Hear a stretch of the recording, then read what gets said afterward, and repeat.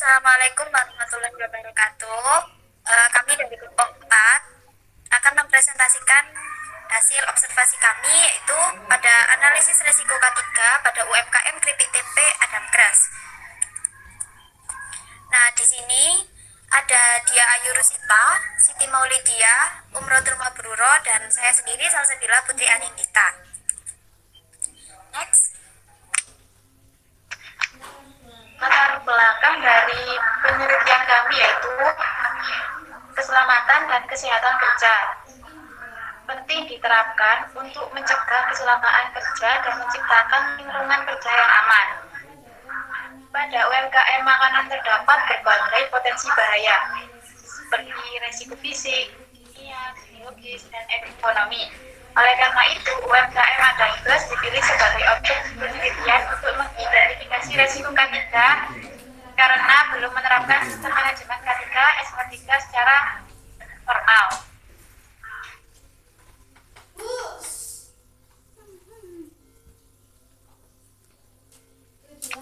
Tujuan penelitian.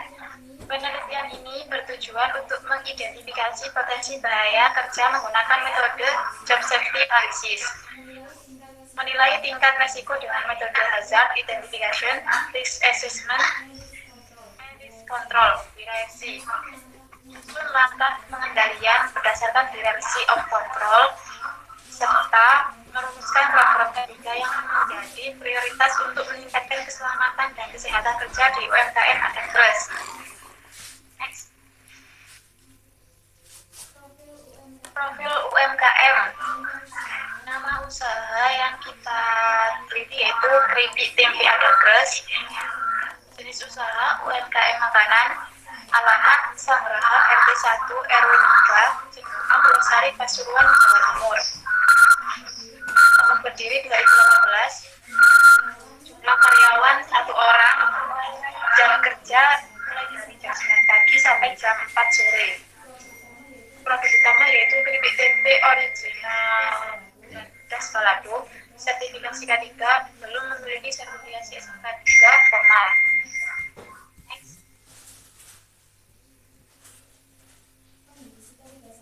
K3 saat ini yaitu APD tersedia tetapi belum digunakan secara konsisten. Ventilasi kurang optimal sehingga asap masih menumpuk. Area produksi cukup luas, belum tersedia rambu K3 dan APAR. Area kerja dan peralatan masih kurang rapi. Resiko luka, terpeleset dan terkena panas masih cukup tinggi. Kebersihan dan higien kerja perlu ditingkatkan. Pekerja belum mendapatkan pelatihan K3 secara khusus.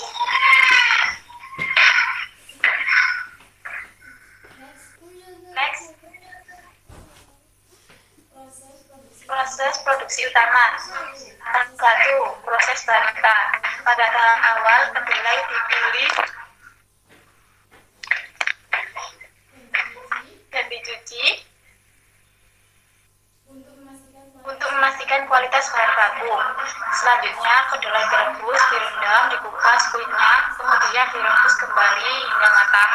Setelah ditiriskan dan dikeringkan, kedelai dicampur dengan ragi serta bahan pendukung lainnya. Kemudian dibungkus dan difermentasi selama 3-4 hari hingga menjadi tempe yang siap diolah lebih lanjut.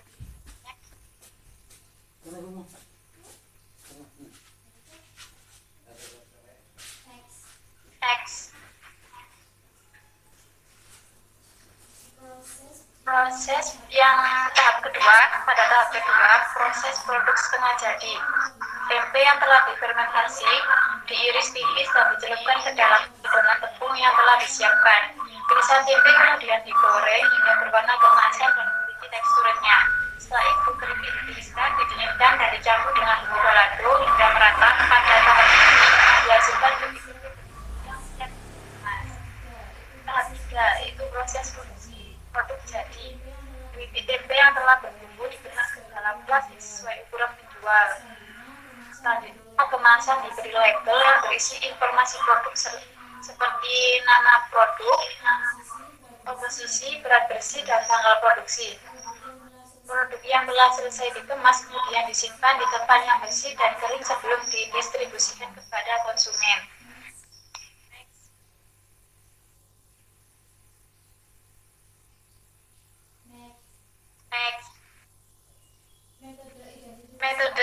Identifikasi bahaya. Identifikasi bahaya dalam proyek ini menggunakan dua pendekatan yang saling melengkapi. Yang pertama yaitu Job Safety Analysis atau JSA, menganalisis setiap langkah pekerjaan secara sistematis untuk menemukan potensi bahaya dan merumuskan pengendalian awal. Metode kedua yaitu observasi lapangan dan wawancara. Pengamatan langsung di lapangan selama 2 kali kunjungan serta wawancara terstruktur dengan pemilik usaha dan pekerja produksi UMKM di TP Adapters.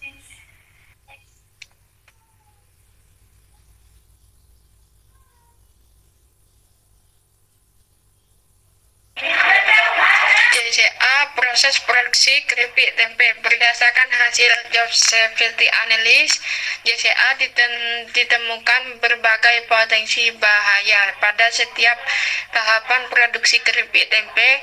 Bahaya yang paling sering muncul adalah terpeleset akibat lantai licin atau tumpahan bahan, luka bakar karena air panas, uap panas, dan minyak goreng, serta luka sayat akibat penggunaan pisau atau alat pemotongan. Selain itu, terdapat risiko kontaminasi produk yang dapat menurunkan kualitas hasil produksi serta risiko ergonomi seperti nyeri otot akibat posisi kerja yang kurang nyaman. Next.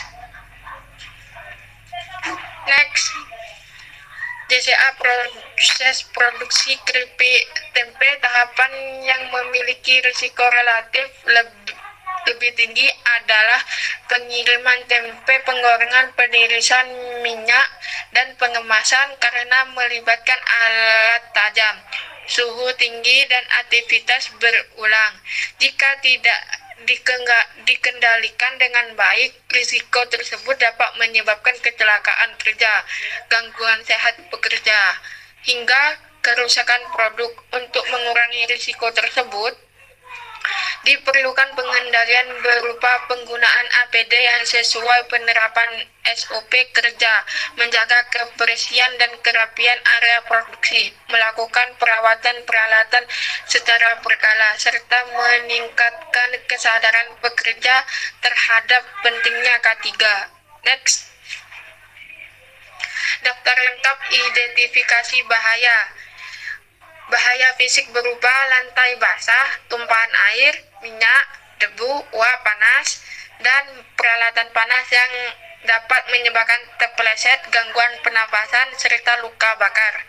Bahaya biologis berasal dari kontaminasi debu, kotoran, serangga, dan mikroorganisme yang dapat menurunkan kualitas produk atau menyebabkan kegagalan fermentasi. Bahaya ekonomi terjadi akibat struktur yang kurang baik dan pekerjaan berulang sehingga menimbulkan nyeri otot dan kelelahan.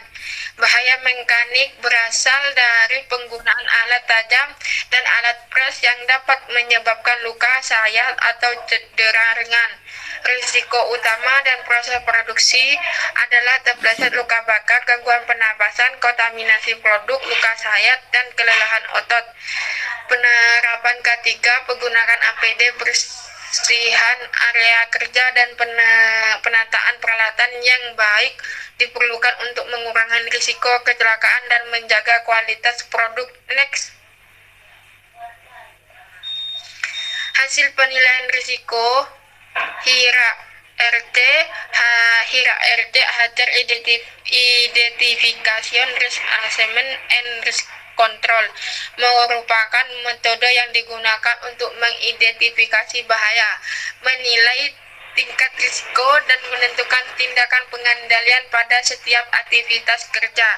Tingkat risiko dihitung menggunakan rumus risk level likihud L dikali seperti S. Pada proses produksi tempe dan keripik tempe ditemukan sebagai potensi bahaya seperti debu, lantai licin, air dan uap panas, kebocoran gas, benda tajam, postur kerja yang tidak ergonomis, hingga percikan minyak panas saat penggorengan. Next.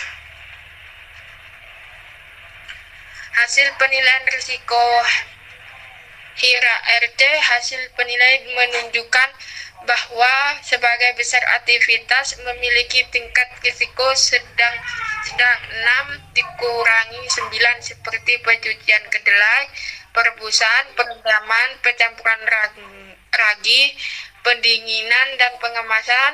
Risiko ini dapat dikendalikan melalui penggunaan APD, menjaga kebersihan area kerja, serta penerapan prosedur kerja yang aman. Aktivitas dengan risiko tertinggi nilai 12 adalah 1. Mengiris tempe karena adanya bahaya pisau tajam yang dapat menyebabkan luka pada tangan. 2. Menggoreng tempe karena adanya risiko percikan minyak panas dan paparan asap yang dapat menyebabkan luka bakar. Upaya pengendalian yang diterapkan meliputi penggunaan masker, sarung tangan, apron, sepatu, anti-slip, ventilasi yang baik, pemeriksaan peralatan secara lengkap, berkala, serta penerapan prinsip ergonomi kerja. Next. Skala likelihood kemungkinan rare jarang. Kategori rare diberikan pada aktivitas yang memiliki kemungkinan kejadian sangat rendah. Risiko yang muncul umumnya berupa cedera fisik ringan pada aktivitas yang bersifat statis dengan frekuensi kejadian diperkirakan hanya 1 kali dalam lebih dari 10 tahun. Unilik tidak mungkin. Kategori unilik mencakup bahaya yang jarang terjadi karena telah terdapat pengendalian dasar yang memadai. Contohnya adalah kebocoran gas atau gagasan proses fermentasi. Risiko pada kategori ini diperkirakan terjadi 1 kali dalam rentang 5 hingga 10 tahun.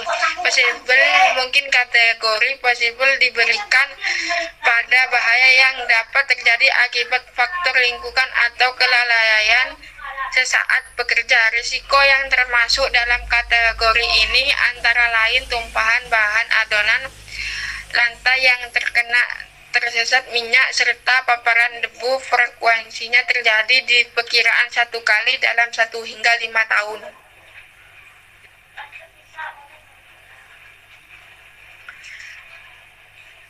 Yang keempat, likely kemungkinan besar. Kategori likely menunjukkan risiko yang cukup sering muncul dalam aktivitas produksi sehari-hari. Contohnya adalah paparan debu kedelai, uap panas, gesekan pada tangan, dan penggunaan alat tajam. Risiko pada kategori ini diperkirakan terjadi 1 kali dalam 1 hingga 12 bulan. Almost certain. Kategori almost certain merupakan tingkat kemungkinan tertinggi karena risiko terjadi secara rutin selama proses produksi. Contohnya meliputi kelelahan otot, percikan minyak panas, dan kondisi lantai yang licin di area penggorengan. Risiko pada kategori ini diperkirakan terjadi lebih dari 1 kali dalam 1 bulan. Next. Nah, selanjutnya yaitu ada skala severity atau tingkat keparahan. Yang pertama itu ada kategori insignifikan. Kategori ini menunjukkan resiko dengan dampak yang sangat ringan dan tidak menimbulkan cedera fisik yang berarti. Nah, penanganan yang diperlukan hanya berupa P3K sederhana, seperti membersihkan luka kecil atau menggunakan plester sehingga tidak mengganggu aktivitas kerja. Nah, kategori yang berikutnya yaitu adalah minor, yaitu resiko yang dapat menyebabkan cedera ringan dan masih dapat ditangani dengan pengobatan sederhana. Meskipun demikian, pekerja dapat kembali bekerja setelah mendapatkan penanganan tanpa mengalami gangguan yang signifikan terhadap produktivitas. Nah, selanjutnya yaitu adalah kategori moderate. Nah, kategori ini menunjukkan risiko yang dapat menyebabkan cedera dengan tingkat keparahan sedang sehingga memerlukan penanganan medis atau waktu pemulihan tertentu. Aktivitas yang masuk kategori ini contohnya yaitu mencuci kedelai, mengisi air ke panci rebusan, dan lain-lain. Nah, dampaknya dapat menghambat aktivitas kerja dalam jangka waktu tertentu, tapi masih dapat dipulihkan. Selanjutnya yaitu ada kategori major. Kategori ini menggambarkan resiko yang berpotensi menyebabkan cedera serius dan membutuhkan penanganan medis intensif atau perawatan di rumah sakit. Nah, contohnya yaitu di kategori major itu ada mengangkat panci panas, terus memanaskan minyak, menggoreng tempe. Nah, dampak yang ditimbulkan dapat mengganggu kemampuan pekerja dalam menjalankan aktivitas kerja dan berpotensi menurunkan produktivitas. Selanjutnya yaitu ada kategori katastrofik. Kategori ini merupakan tingkat keparahan tertinggi yang dapat mengakibatkan cedera fatal, cacat permanen, atau kematian. Resiko pada kategori ini juga berpotensi menimbulkan kerusakan besar terhadap fasilitas maupun lingkungan kerja. Contohnya yaitu ada ledakan atau kebakaran gas yang berakibat cedera fatal. Nah, selanjutnya ya ini ada risk matrix 5x5. Setelah menentukan tingkat keparahan, langkah berikutnya adalah menilai tingkat resiko menggunakan risk matrix 5x5. Matriks ini menggabungkan dua faktor yaitu likelihood dan severity. Nah, hasil penilaian kemudian dikelompokkan menjadi 3 kategori. Yang pertama ada warna merah. Itu menunjukkan resiko tinggi atau ekstrim dengan nilai 15 sampai 25 sehingga memerlukan tindakan segera karena dapat membahayakan keselamatan pekerja. Yang kedua ada warna kuning. Itu menunjukkan resiko sedang dengan nilai 6 sampai 12 sehingga diperlukan tindakan perbaikan dalam waktu 1 sampai 3 bulan. Dan yang terakhir itu ada warna hijau. Nah, warna hijau ini menunjukkan resiko paling rendah dengan nilai 1 sampai 5 yang cukup dipantau dan dikendalikan secara rutin. Nah, selanjutnya yaitu ada hierarchy of control. Nah, pengendalian risiko di tempat kerja diterapkan dari yang paling efektif hingga yang paling rendah tingkat perlindungannya berdasarkan standar ISO 45001 dan NIOSH. Nah, tingkat pertama itu ada eliminasi, yaitu menghilangkan sumber bahaya secara langsung, seperti membersihkan genangan air atau tumpahan minyak di lantai, dan efektivitasnya yaitu sekitar 100%. Nah, yang kedua yaitu ada tingkat substitusi.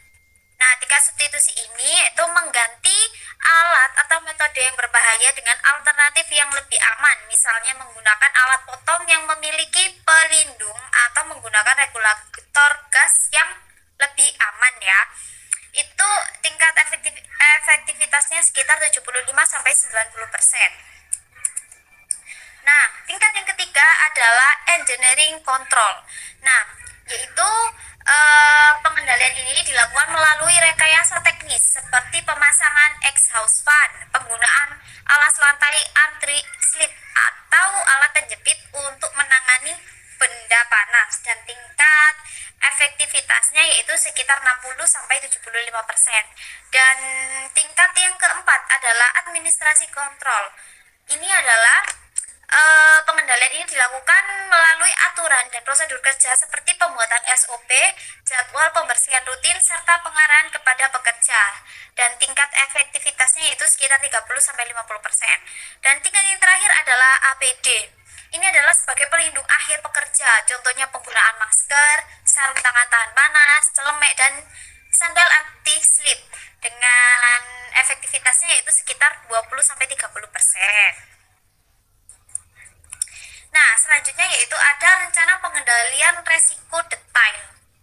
Nah, untuk resiko tingkat sedang dengan target waktu segera atau kurang dari 1 bulan, itu pengendalian bahaya debu, kedelai atau tepung, air atau uap panas, dan lantai basah saat pembersihan dilakukan melalui hierarki APD dan admin menggunakan masker, sarung tangan tahan panas, serta sandal anti-slip. Sementara itu, bahaya lantai basah atau licin, pisau tajam, tajam, dan alat pres panas dikendalikan melalui kombinasi engineering control APD dan admin dengan membersihkan tumpahan, menyediakan pelindung pisau, serta membuat SOP alat pres. Nah, masih pada target waktu segera, bahaya beban panas dikendalikan lewat engineering control dan APD memakai alat bantu angkat, sedangkan risiko kontaminasi saat pendinginan dikendalikan murni melalui engineering control dengan menyediakan area khusus yang tertutup. Nah, selanjutnya, dengan target waktu 1 bulan pada risiko sedang, bahaya bumbu balado dikendalikan melalui APD dan admin berupa penerapan SOP wadah tertutup, rapat, dan penggunaan masker. Untuk target waktu 1-2 bulan, bahaya kebocoran gas LPG serta percikan minyak dan asap penggorengan itu dikendalikan melalui engineering control, admin, dan APD dengan cara memeriksa regulator secara berkala, membuat SOP kompor, serta memasang exhaust fan. Nah, memasuki target waktu 2 bulan, bahaya postur kerja tidak ergonomis dan kelembapan tinggi dikendalikan melalui engineering control dan admin dengan menyediakan kursi bersandaran serta mengontrol kelembapan etalase. Nah, yang terakhir, untuk risiko tingkat rendah dengan target waktu 2 bulan. Bahaya penataan tidak rapi dikendalikan melalui engineering control dan admin dengan menyusun produk secara rapi dan memastikan kondisi rak penyimpanan tetap kokoh. Next. Selanjutnya diagram fishbone. Diagram fishbone ada 3. Yang pertama pisau tajam atau luka sayat, atau manusia. Yang pertama kurang fokus saat mendorong, yang kedua kurang pelatihan K3, yang ketiga kelelahan saat bekerja. Yang kedua metode. Yang pertama itu teknik pemotongan tidak benar, yang kedua tidak ada SOP kerja yang jelas. Yang ketiga mesin atau peralatan. Yang pertama gagang pisau licin, yang kedua pisau tumpul atau terlalu tajam. Yang ketiga perawatan pisau tidak rutin. Terus yang keempat material atau bahan. Yang pertama bahan licin saat dipotong, yang kedua ukuran bahan tidak seragam. Terus yang kelima environment atau lingkungan. Yang pertama pencahayaan kurang, yang kedua area.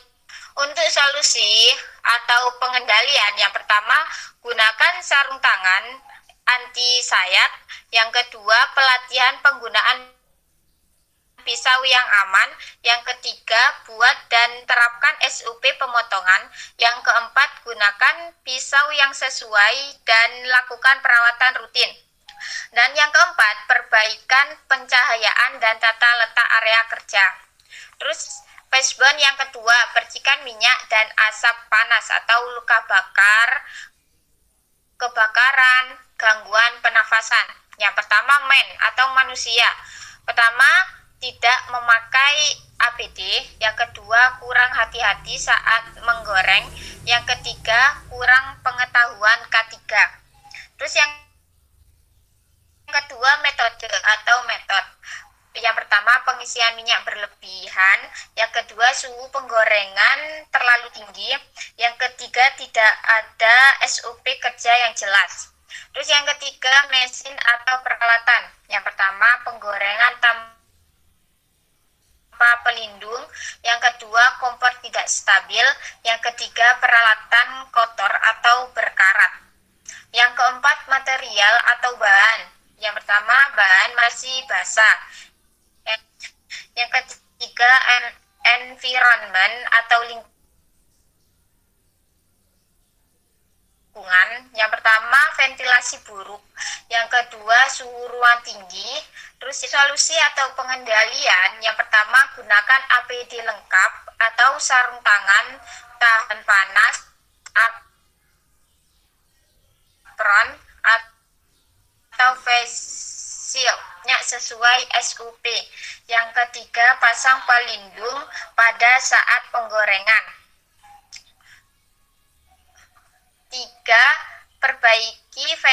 ventilasi atau pasang SHVN. Yang kelima, jaga kebersihan area kerja. Yang keenam, pelatihan pekerja aman. Terus Wisban yang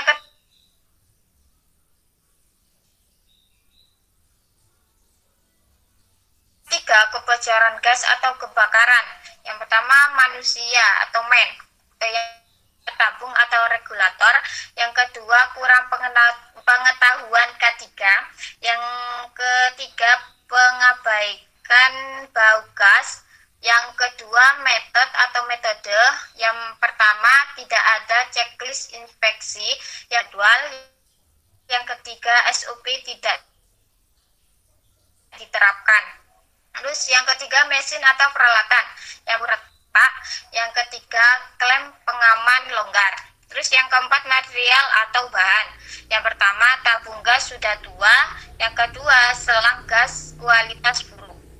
Yang environment atau lingkungan. Yang pertama, ruangan tertutup. Yang kedua, dekat sumber api. Yang ketiga, ventilasi tidak memadai. Untuk solusi atau pengendalian, yang pertama, lakukan inspeksi rutin tabung, selang, dan regulator. Yang kedua, ganti selang dan regulator secara berkala. Yang ketiga, pasang detektor kebocoran gas. Yang keempat, pastikan ventilasi baik dan jauh dari sumber api. Yang kelima, sediakan apar dan pelatihan tanggap darurat. Next.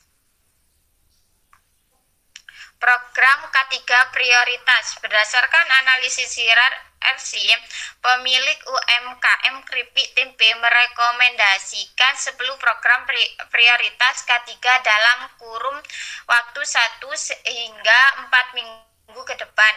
Mulai dari penataan area kerja, pengadaan APD, penyusunan SOP, perbaikan instalasi gas, perbaikan ergonomi, hingga pemasangan ventilasi.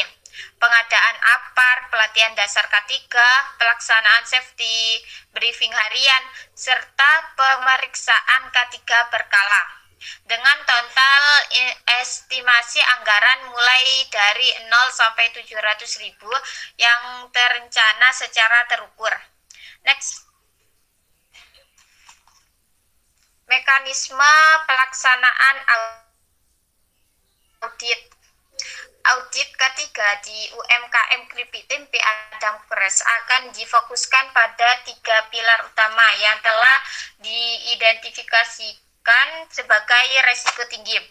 Yang pertama, audit kepatuhan operasional, memastikan pekerja mematuhi SOP dan menggunakan APD dengan benar. Yang kedua, audit teknik sarana, memeriksa keamanan dan kelayakan peralatan serta fasilitas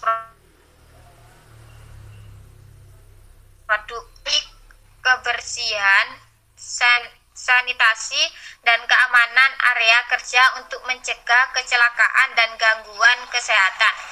Next.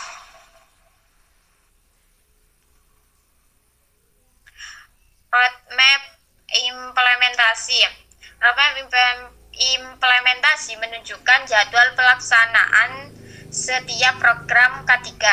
Pada minggu pertama difokuskan pada penataan area perbaikan instalasi gas. Pada minggu kedua hingga minggu keempat dilakukan pemasangan ventilasi, pelatihan K3, pengadaan APAR, dan perbaikan ergonomi kerja. Sedangkan kegiatan seperti safety briefing, housekeeping, dan pemeriksaan K3 dilakukan secara rutin dan berkelanjutan. Next.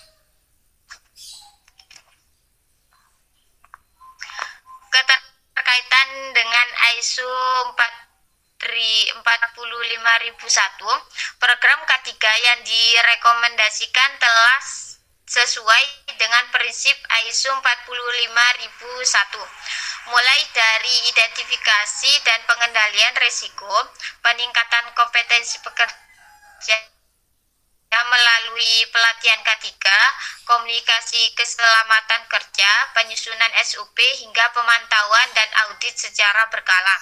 Selain itu, hasil evaluasi digunakan sebagai perbaikan berkelanjutan agar keselamatan dan kesehatan kerja di UMKM keripik tempe Adam Press terus meningkat. Next.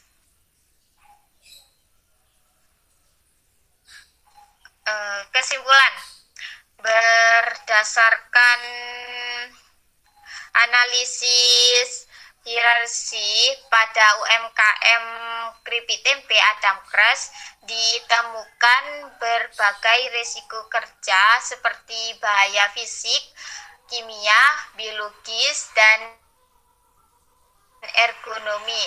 Sebagian besar risiko pada tingkat sedang, terutama pada proses penggorengan, pengirisan, dan kondisi lantai yang licin. Penerapan K3 masih belum optimal karena penggunaan APD dan fasilitas pendukung belum memadai. Namun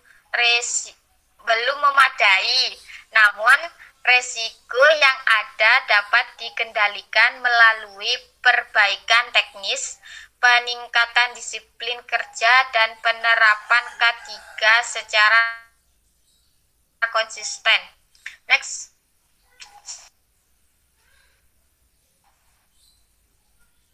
Saran.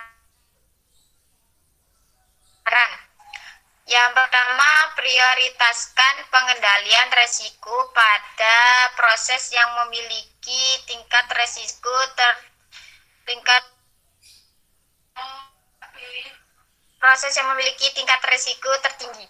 2, 3, susun dan terapkan SOP yang jelas pada setiap proses kerja. Yang keempat, perbaiki kondisi lingkungan kerja seperti lantai, ventilasi, dan tata letak area produksi. Yang kelima, lakukan pelatihan serta evaluasi K3 secara rutin. Next. Nah, ini adalah daftar pustaka. Kami mengambil sumber-sumber dari daftar pustaka ini. Nah, ini adalah dokumentasi kami saat observasi ke keripik tempe Adam Press.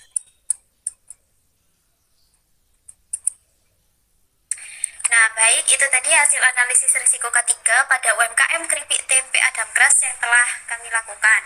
Nah, semoga hasil dan rekomendasi yang kami berikan dapat bermanfaat untuk meningkatkan keselamatan dan kesehatan kerja di tempat kerja tersebut.